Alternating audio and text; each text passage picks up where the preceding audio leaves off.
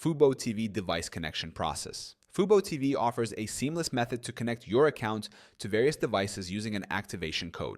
This process ensures quick and secure access to your streaming content across smart TVs and connected devices. 1. Launch the FuboTV app. Begin by opening the FuboTV application on your smart TV or connected streaming device. Ensure that the app is updated to the latest version for optimal performance. 2.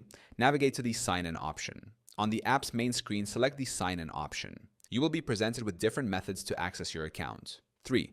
Choose Sign in with a code. Opt for the Sign in with a code method. This will display a unique activation code on your TV screen, typically valid for a limited time. 4. Access the activation website. Using a separate device such as a smartphone, tablet, or computer, open a web browser and navigate to the FuboTV activation page. Enter the activation code. On the activation page, sign in with your FuboTV account credentials. Then, input the unique code displayed on your TV screen into the designated field and submit.